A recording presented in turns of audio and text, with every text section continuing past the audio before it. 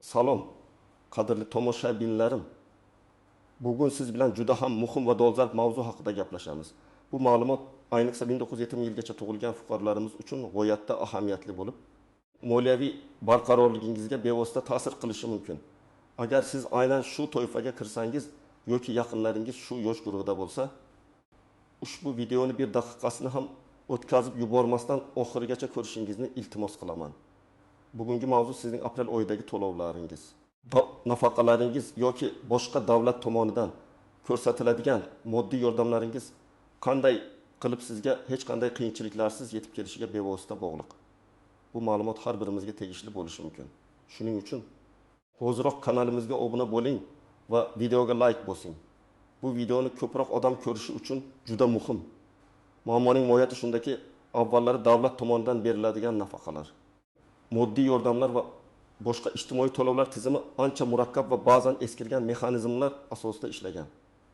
Ko'p hollarda fuqarolar har oy pensiya jamg'armasi yoki tegishli tashkilotlarga shaxsan borib, navbat kutishga majbur bo'lardilar. Ba'zilariga to'lovlar pochta orqali naqd pulda yetkazib berilar edi. Bu esa qishloq joylarda yoki yoshi ulug' kishilar uchun turli xil noqulayliklar tug'dirishi, masalan, uzoq manzillarga borib kelish, navbatda turish, hattoki ba'zi hollarda bu pullarning xavfsizligini ta'minlashda muammolar keltirib chiqarishi mumkin edi. Ma'lumotlar bazalari ham ko'pincha markazlashmagan, bir-biriga bog'liq bo'lmagan holda saqlanar edi. Bu esa fuqarolarning ma'lumotlarni yangilashda yoki bir hududdan ikkinchi hududga ko'chganida ma'lumotlarni o'tkazishda jiddiy qiyinchiliklar tug'dirardi.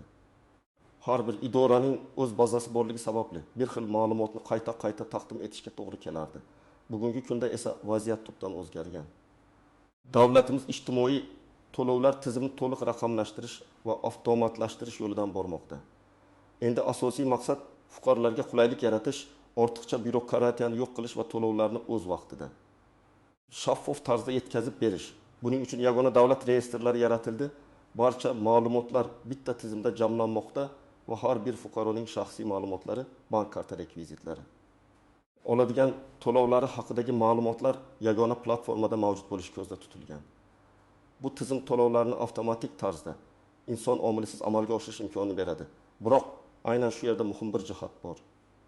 Avtomatik tizim mukammal ishlashi uchun unga kiritilgan ma'lumotlar ham to'liq, aniq va dolzarb bo'lishi shart.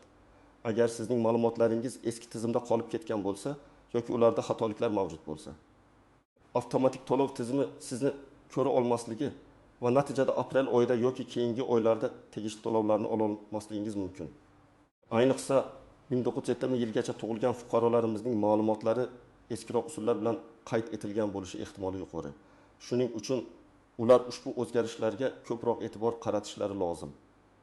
Bu o'zgarish nafaqat qulaylik, balki majburiyat hamdir. Chunki endi to'lovlarni olish uchun faqatgina ma'lumotlaringizning to'g'riligiga ishonch hosil qilish kifoya emas, balki ularning raqamli tizimda ham to'g'ri aks etganiga ishonch hosil qilish kerak. Bu haqiqatan ham juda muhim o'zgarish bo'lib, uning mohiyatini tushunish va unga moslashish shaxsiy moliyaviy farovonligingiz uchun katta ahamiyatga ega. Endi esa batafsilroq to'xtalib o'tamiz. Nimalarni bilishingiz kerak? Kimlar ayniqsa xavotirlanishi lozim va kimlarga esa bunga unchalik ham e'tibor berish shart emas. Birinchidan shuni tushunish kerakki, davlat hozirda barcha ijtimoiy yordam, nafaqa va pensiya to'lovlarini to'liq raqamlashtirishga harakat qilmoqda. Bu jarayonning asosiy maqsadi har bir fuqaroning tegishli to'lovlarni o'z vaqtida, shaffof va hech qanday ortiqcha ovoragarchiliklarsiz olishini ta'minlashdir. Biroq aynan 1970 yilgacha tug'ilgan fuqarolarimizning ma'lumotlari yangi raqamli reyestrlarda eskirgan yoki to'liq bo'lmasligi xavfi yuqori. Sababi ularning hujjatlari va shaxsiy ma'lumotlari ko'pincha an'anaviy usullar bilan, ya'ni qog'ozda eski tizimlarda qayd etilgan bo'lishi mumkin. Bu esa avtomatik to'lovlar tizimi tomonidan ularning ma'lumotlari noto'g'ri tushunilishiga yoki umuman topilmasligiga olib kelishi mumkin. Kimlar ayniqsa xavotirlanishi kerak? Birinchi toifa bu pasportini yoki ID kartasini yaqinda yangilamagan fuqarolar. Agar sizning pasportingiz muddatini o'tkazib yuborgan bo'lsa yoki eski namunadagi pasportingiz bo'lsa, sizning ma'lumotlaringiz davlat reyestrlari bilan avtomatik tarzda sinxronizatsiya qilinmasligi mumkin. Misol uchun 1935 yilda tug'ilgan Fotima xola yaqinda o'zining eski namunadagi pasportini ID kartaga almashtirdi. Lekin bu o'zgarish haqida pensiya jamg'armasi yoki davlat xizmatlari markaziga xabar bermadi.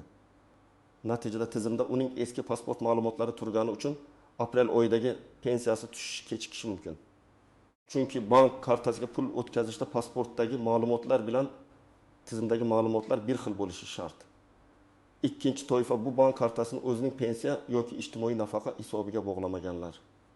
Ko'pchilik hanuzgacha naqd pulda yoki pochta orqali to'lovlarni olishga o'rganib qolgan. Ammo yangi tizimda to'lovlar asosan bank kartalari orqali amalga oshiriladi. Farhod aka 1978-yilda tug'ilgan. Har oy pensiyasini uyiga pochta orqali keladigan xodimdan naqd pulda olar edi. Uning bank kartasi bor, lekin u pensiya jamg'armasiga bu kartani bog'lamagan. Yangi tizimda Farhod akaning pensiyasi avtomatik ravishda uning shaxsiy hisobiga bog'langan bank kartasiga o'tkazilishi kerak. Ammo bunday bog'liqlik yo'qligi sababli u aprel oyida pensiyasini kutib qolishi ehtimoli yuqori. Uchinchi toifa bu o'z manzili, familiyasi yoki boshqa muhim ma'lumotlarni o'zgartirgan, ammo tegishli davlat idoralariga bu haqda xabar bermagan fuqarolar. Misol uchun 1968 yilda tug'ilgan Dilbar opa turmushga chiqib, familiyasini o'zgartirgan, lekin pensiya jamg'armasidagi yoki boshqa ijtimoiy to'lovlar bo'yicha ma'lumotlari eski familiyasida qolib ketgan. Yoki 1932 yilda tug'ilgan Ravshan amaki Qashqadaryodan Toshkentga ko'chib kelgan. Lekin propiskasi va pensiya ishi hali ham Qashqadaryo hududida ro'yxatda turibdi. Bunday hollarda tizimda ma'lumotlar nomuvofiq bo'lgani uchun to'lovlar bloklanishi yoki noto'g'ri joyga yuborilishi mumkin. To'rtinchi toifa bu yangi turdagi nafaqalarga yoki ijtimoiy yordamga murojaat qilgan, ammo tasdiqlash yoki to'lovlar kelmagan fuqarolar. Hozirda ko'plab yangi ijtimoiy qo'llab-quvvatlash dasturlari joriy etilmoqda. Agar siz ushbu dasturlardan biriga murojaat qilgan bo'lsangiz va hali ham to'lov olmagan bo'lsangiz, demak, sizning ma'lumotlaringizda yoki arizangizda qandaydir xatolik bo'lishi mumkin. Masalan, 1960 yilda tug'ilgan Aziza xola temir daftarga kiritilgan oilalar uchun beriladigan moddiy yordamga ariza berdi. U arizani topshirishda ayrim ma'lumotlarni noto'g'ri kiritgan yoki bank karta raqamini xato yozgan. Bu holatda aprel oyida to'lovlar tizimi uning arizasini qayta ishlashda qiyinchiliklarga duch kelishi mumkin. Kimlar esa xavotirlanishi shart emas. Aslini olganda, agar siz 1970 yilgacha tug'ilgan bo'lsangiz-da, lekin o'z ma'lumotlaringizni muntazam ravishda yangilab turgan bo'lsangiz, pensiya jamg'armasi yoki davlat xizmatlari markazlariga murojaat qilib, ma'lumotlaringiz to'g'riligini tasdiqlagan bo'lsangiz va to'lovlarni muntazam bo'lsangiz va to'lovlarni muntazam ravishda bank kartangizga qabul qilib turgan bo'lsangiz, siz unchalik ham xavotirlanishingiz shart emas. Misol uchun, 1933 yilda tug'ilgan Karim aka har oy pensiyasini uzluksiz bank kartasiga oladi. U o'tgan yili davlat xizmatlari markaziga borib o'zining barcha ma'lumotlarini tekshirtirgan, bank karta raqamini tasdiqlagan. Bunday holatda Karim akaning ma'lumotlari raqamli reyestrda to'liq va aniq aks etgan bo'lib, aprel oyida u hech qanday muammosiz pensiyasini olishi mumkin. Xavotirlanishning o'zi ham ortiqcha stressga sabab bo'lishi mumkin. Shuning uchun agar siz o'zingizning holatingizga ishonch hosil qilsangiz, tashvishlanishga hojat yo'q. Biroq har ehtimolga qarshi, agar sizda ozgina bo'lsa ham shubha tug'ilsa, oldindan tekshirib qo'yish hech qachon zarar qilmaydi. Aksincha tinchlik va xotirjamlikni ta'minlaydi. Ayniqsa bunday muhim moliyaviy masalalarda ehtiyotkorlik qilish har doim foydalidir. Endi esa ushbu mavzuning istisnolari, tuzoqlari va ko'zga tashlanmaydigan nozik jihatlari haqida batafsil gaplashamiz. Ba'zan tizim qandaydir bir tomonlama ishlayotgan bo'lib tuyulishi mumkin, lekin aslida bir nechta muhim nuanslar mavjudki, ularni bilish sizni ko'plab muammolardan saqlab qoladi. Istisnolar: ba'zi bir to'lov turlari hali ham to'liq raqamlashtirilmagan bo'lishi mumkin. Ayniqsa o'ziga xos yoki noyob holatlardagi ijtimoiy yordamlar, masalan, bir martalik to'lovlar, maxsus davlat dasturlari doirasidagi yordamlar yoki juda kam sonli fuqarolarga tegishli bo'lgan to'lovlar. Bunday hollarda eskirgan tizimlar orqali to'lovlarni amalga oshirish muddati uzaytirilgan bo'lishi mumkin. Qishloq joylarda, masalan, uzoq hududlarda davlat xizmatlari markazlarining yoki bank filiallarining yetarlicha bo'lmagani sababli ba'zi aholi punktlarida to'lovlar hali ham naqd pulda ko'chma kassalar orqali amalga oshirilishi mumkin. Bu vaqtinchalik chora bo'lib, uzoq muddatda barcha tizim raqamlashtiriladi. Ammo hozirda shunday istisnolar mavjudligini yodda tutish kerak. Agar siz chekka hududda yashasangiz va doim naqd pulda olgan bo'lsangiz, darhol kartaga o'tishga majbur emassiz. Lekin yaqin kelajakda shunga tayyor turishingiz kerak bo'ladi. Tuzoqlari afsuski har qanday yangi tizim joriy etilganda firibgarlar ham faollashadi. Sizga go'yoki pensiya jamg'armasi yoki davlat xizmatlari markazidan qo'ng'iroq qilishlari, xabar yuborishlari mumkin. Unda sizdan bank kartangizning to'liq raqami, PIN kodi, amal qilish muddati yoki SMS kod so'ralishi mumkin. Eshiting, hech qachon va hech kimga bank kartangizning sirlarini aytmang. Davlat idoralari sizdan hech qachon bunday ma'lumotlarni so'ramaydi. Agar sizga shunday qo'ng'iroqlar bo'lsa, darhol aloqani uzing va huquq tartibot idoralariga murojaat qiling. Bu juda muhim. Chunki ko'plab keksa yoshdagi fuqarolarimiz shunday firibgarlarning qurboniga aylanishi mumkin. Yana bir tuzoq bu ma'lumotlarni kiritishdagi inson omili sababli yuzaga keladigan xatolar. Ba'zida ma'murlar ma'lumotlarni tizimga noto'g'ri kiritishi mumkin. Shuning uchun sizning mas'uliyatingiz barcha ma'lumotlaringizning to'g'riligini tasdiqlash. Tizim yangi bo'lgani uchun texnik nosozliklar ham bo'lishi mumkin. Agar to'lovlar kelmasa, darhol g'azablanish yoki tushkunlikka tushish o'rniga vaziyatni tushunishga harakat qiling va tegishli idoralarga murojaat qiling. Ko'zga tashlanmaydigan nozik jihatlar. 1. Propiska masalasi. Agar siz bir hududdan ikkinchisiga ko'chgan bo'lsangiz va propiskani o'z vaqtida yangilamagan bo'lsangiz, sizning ma'lumotlaringiz eski hududdagi reyestrlarda qolib ketishi mumkin. Bu esa to'lovlarni yangi yashash manzilingizdagi tizim orqali olishda muammolar keltirib chiqaradi. Bunday holda sizning pensiya jamg'armasidagi ishingizni ham yangi yashash manzilingiz bo'yicha ko'chirish talab qilinishi mumkin. 2. Boqmandalikdagi oila a'zolari. Agar siz biror bir to'lovni nafaqat o'zingiz uchun, balki boqmandangiz bo'lgan oila a'zolaringiz, masalan, voyaga yetmagan bolalar, nogironligi bor qarindoshlar uchun ham olsangiz, sizning ma'lumotlaringizdagi har qanday xatolik butun oilaning to'lovlariga ta'sir qilishi mumkin. Shuning uchun bu ma'lumotlarni 2 barobar diqqat bilan tekshirish kerak. Uchun maxsus davlat dasturlari. Hozirda 1970 yilgacha tug'ilgan fuqarolarimiz uchun qator yangi ijtimoiy qo'llab-quvvatlash dasturlari joriy etilmoqda. Ulardan ba'zilari juda qat'iy muddatlar va ma'lumotlarni taqdim etish shartlarini o'z ichiga oladi. Agar siz ushbu dasturlardan biriga mos kelsangiz, o'z ma'lumotlaringizni davlat xizmatlari markazlarida tekshirishingiz juda muhim.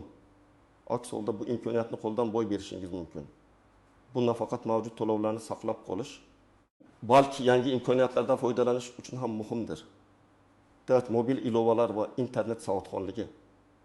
Ko'plab keksa yoshdagi fuqarolarimiz internet va mobil ilovalardan foydalanishda qiyinchiliklarga duch kelishadi. Davlat xizmatlarining MyToqAkuf o'z portali yoki mobil ilova orqali ma'lumotlarni tekshirish imkoniyati mavjud bo'lsa-da, bu hamma uchun ham oson emas. Agar siz texnologiyadan unchalik xabardor bo'lmasangiz. Yaqinlaringizdan yordam so'rang yoki shaxsan davlat xizmatlari markaziga murojaat qiling. Chunki raqamli savodxonlik ham bugungi kunda dolzarb masalalardan biridir. Bularning barchasi shuni ko'rsatadiki, vaziyatni to'g'ri baholash va ehtiyotkorlik bilan harakat qilish moliyaviy muammolarning oldini olishda asosiy omil hisoblanadi. Endi esa eng muhim qismga o'tamiz. Amaliy maslahatlar. Siz nimalar qilishingiz kerak? Qayerga borishingiz lozim? Qanday hujjatlarni to'plashingiz va nimalarni yozishingiz kerakligi haqida aniq ko'rsatmalar beraman. Birinchi qadam. Pasportingiz yoki ID kartangizning amal qilish muddatini tekshiring. Bu eng asosiy hujjat bo'lib, barcha ma'lumotlar uning asosida yuritiladi. Agar pasportingiz eskirgan bo'lsa yoki uni ID kartaga almashtirmagan bo'lsangiz, birinchi navbatda shu ishni hal qiling. Buning uchun davlat xizmatlari markazlariga murojaat qilishingiz mumkin. Yodingizda bo'lsin, barcha rasmiy jarayonlarda aynan amaldagi pasport yoki ID karta talab qilinadi. Ikkinchi qadam. Davlat xizmatlari markazlariga murojaat qiling. Bu bugungi kunda eng qulay va samarali usullardan biridir. Siz istalgan davlat xizmatlari markaziga borishingiz mumkin. Yashash joyingizga bog'liq emas. U yerda sizga quyidagilarni tekshirishni so'rashingiz kerak. 1. Barcha ijtimoiy nafaqalar, pensiyalar va boshqa davlat to'lovlari bo'yicha sizning ro'yxatdan o'tgan ma'lumotlaringizning to'g'riligini. Operatorga 1970 yilgacha tug'ilgan fuqarolar uchun aprel oyi to'lovlari bo'yicha ma'lumotlarni tekshirishga keldim deb aytsangiz, ular sizga tezroq yordam bera oladilar. 2. Bank karta rekvizitlaringizning tegishli hisoblarga to'g'ri bog'langanligini. kartangizning raqamini, amal qilish muddatini va karta egasining ism sharifini ularga taqdim eting va ma'lumotlar bazasida aynan shu ma'lumotlar aks etganligini tasdiqlashni so'rang. 3. Agar sizda to'lovlar uchun bank kartasi bo'lmasa yoki uni yangi tizimga bog'lamagan bo'lsangiz, u yerda qanday qilib karta ochish va uni tizimga bog'lash haqida maslahat oling.